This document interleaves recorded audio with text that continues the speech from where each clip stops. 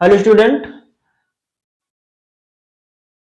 पिछले लेक्चर में बात किए थे अंगूर की खेती के बारे में चल रहा था। ठीक है ना। पार्ट 1 में कहां तक हुआ था? ट्रेनिंग हो गया था, प्रूनिंग। प्रूनिंग की बात हो रही थी, जिसमें प्रूनिंग यानी प्रूनिंग में हमने बताया था निपिंग की जाती है। क्या की जाती है? निपिंग। क्या किया जाता है? निपिंग किया जाता है और थिनिंग किया जाता है। ठीक है ना। निपिंग किया जाता है और थिनिंग किया जाता है। तो थिनिंग के बारे में हमने बात कर ली थी। थिनिंग में क्या होता है? जो भी फल होते हैं, जैसे कि फल, जैसे गुच्छा होता है, गुच्छे में कुछ छोटे फल होते हैं, कुछ बड़े होते हैं। ठीक है ना। तो इस टाइप के होते हैं, जो छोटे फल होते हैं उनको हटा देना। क्या? उनको हटा देना। जैसे ये हो गए, छोटे छोटे होते हैं।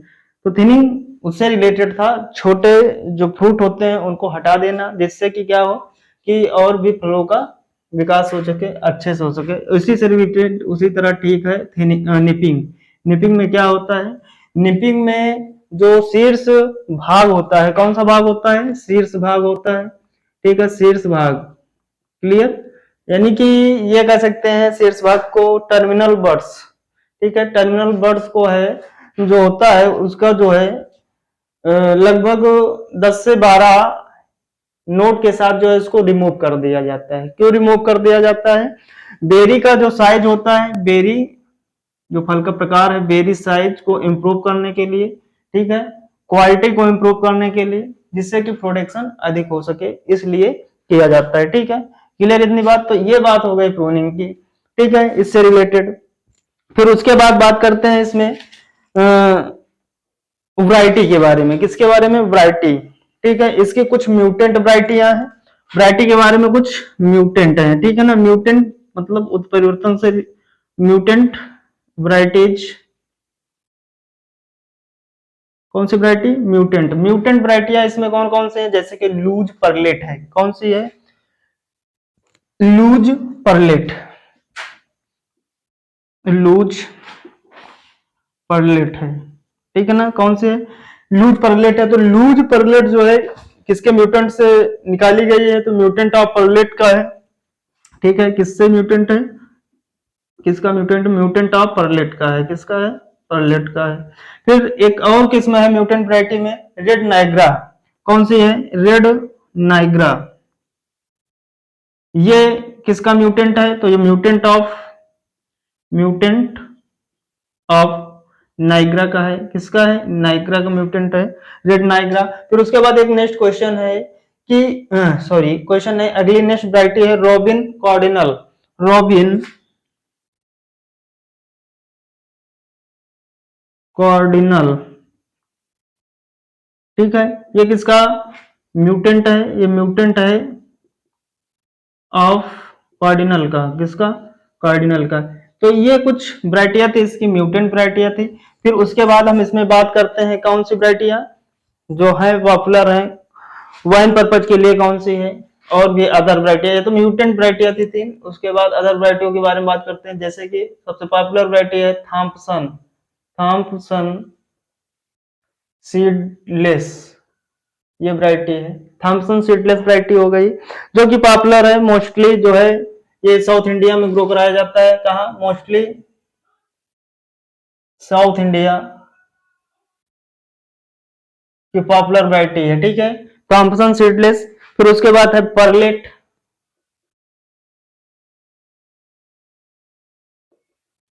नेक्स्ट वैरायटी कौन सी है? परलेट। थॉम्पसन सीडलेस हो गई, परलेट हो गई। फिर उसके बाद मधु अंगूर हो गया। मधु अंगूर, ये भी वैरायटी है। मधु अंगूर हो गई। अर्का सोना। ठीक है, अर्का सोना हो गई। अर्का कृष्णा हो गई।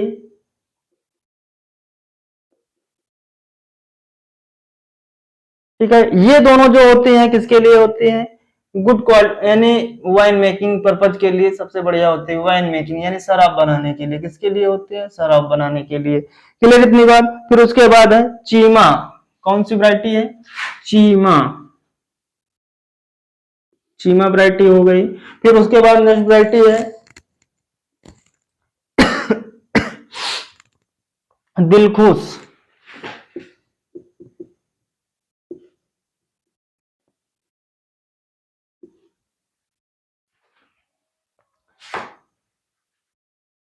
पूसा सीडलेस,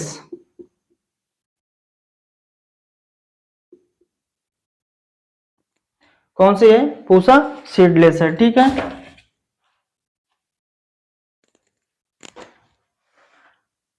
पूसा सीडलेस हो गई, फिर डेलाइट हो गई, बेंगलुरु ब्लू हो गई, ये भी पॉपुलर वैरायटी है, बेंगलुरु ब्लू। फिर उसके अलावा और कौन सी है? साहिबी हो गई, कौन सी वैरायटी हो गई? साहिबी हो गई, पूसा सीडलेस हो गई,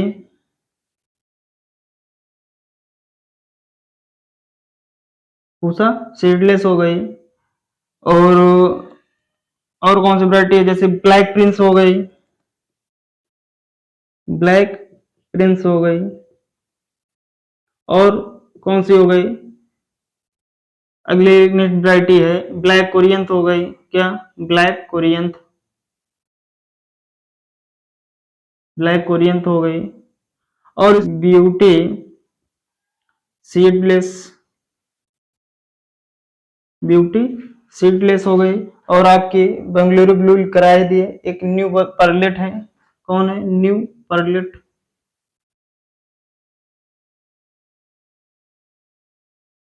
ठीक है। ये कुछ मुख्य स्पेसीज थे इसकी। और जैसे कि सरिता सीडलेस हो गई, कृष्णा सीडलेस हो गई, और इसके अलावा और कौन सी है? अर्कावती हो गई, क्या? अर्कावती हो गई, सरिता सीडलेस हो गई, ठीक है ना। कृष्णा सीडलेस हो गई, कृष्णा सीडलेस,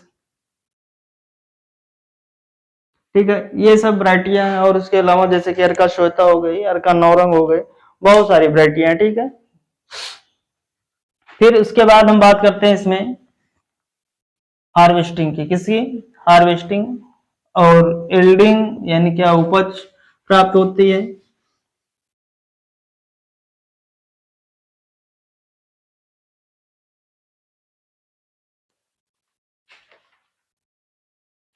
तो बात करते हैं हार्वेस्टिंग की। तो हार्वेस्टिंग कब की जाती है?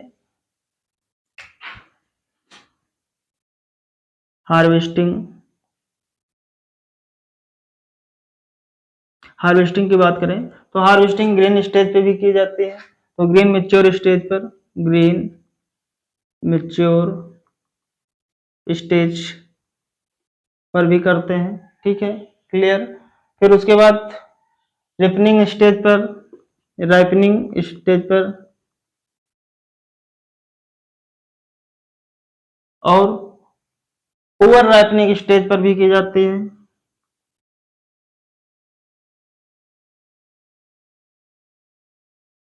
अब बात करते हैं इसमें कि हार्वेस्टिंग कितने दिन बाद होती है। तो हार्वेस्टिंग जो है प्रूनिंग आफ्टर 122 120 से, यानी 120 से लगभग 100 से 120 दिन, 120 दिन बाद, ठीक है ना। ये लिख सकते हैं क्या? कितने दिनों बाद? 100 से 120 दिन बाद। कितने दिनों बाद? 100 से 120 दिन बाद, क्लियर इतनी बात। फिर उसके बाद बात करते हैं इसमें इसको टेम्परेचर करने के लिए या प्रोसेसिंग पर्पज के लिए।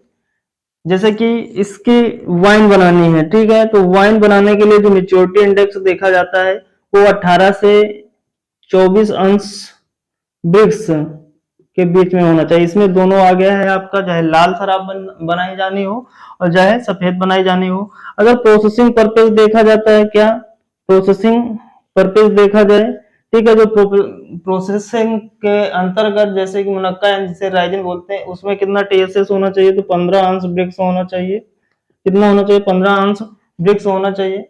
बात करते हैं इसमें फिर स्टोरेज की। स्टोरेज कैसे, कितने टेम्परेचर? तो 0 से 1 अंश सेल्सियस, और रिलेटिव ह्यूमिडिटी लगभग 90 प्लस होनी चाहिए। कितनी होनी चाहिए? 90 प्लस होनी चाहिए। 90% से ऊपर अधिक होगी अधिक पर जो है इसको स्टोरेज करते हैं। ठीक है, तो वाइन बनाने के लिए आपने ब्रिक्स देख लिया, ये होना चाहिए। और एसिडिटी भी मायने रखता है इसमें, जो इसमें एसिडिटी होती है मोर देन 6, कहने मतलब मोर देन 0.65 से ऊपर होना चाहिए। ठीक है ना, ये क्या है, एसिडिटी है। पीएच वैल्यू की बात किया जाए तो मोर देन 3.3 से अधिक होना चाहिए। ठीक है ना, पीएच, ये एसिडिटी होती है। ठीक है ना, इन सब बातों को ध्यान रखते हैं। ठीक है, फिर उसके बाद बात करते हैं जैसे कि इसमें काहे के बारे में, डिजीज। डिजीज तो इसमें दो, पाउडर मिल्ड्यू एक हो गया, पाउडर मिल्ड्यू, और एक हो गया डाउनी मिल्ड्यू। जो इसके मेजर डिजीज है। ठीक है, जिसके लिए सबसे पहले बोर्डो मिक्सचर का प्रयोग किया गया था। ठीक है ना, किसका प्रयोग करेंगे, बोर्डो मिक्सचर का प्रयोग करेंगे। फिर उसके बाद इसमें जो इंसेक्ट लगता है, क्या लगता है, इंसेक्ट यानी कि कीट लगता है। कीट के लिए, कीट इसमें कौन कौन से लगते हैं, जैसे इसमें कीट आपका हो गया, बीटल हो गया और थ्रिप्स हो गया। कौन सा हो गया, बीटल हो गया और थ्रिप्स हो गया, बीटल और थ्रिप्स। ठीक है, तो इसके लिए इंसेक्टिसाइड का प्रयोग करते हैं। किसका करते हैं, इंसेक्टिसाइड का प्रयोग कर लेते हैं। ठीक है, ये दोनों फंगस के द्वारा फैलने वाले हैं, तो इसमें फंगस का यानी फंजीसाइड यानी कि का प्रयोग करते हैं। ठीक है, क्लियर इतनी बात।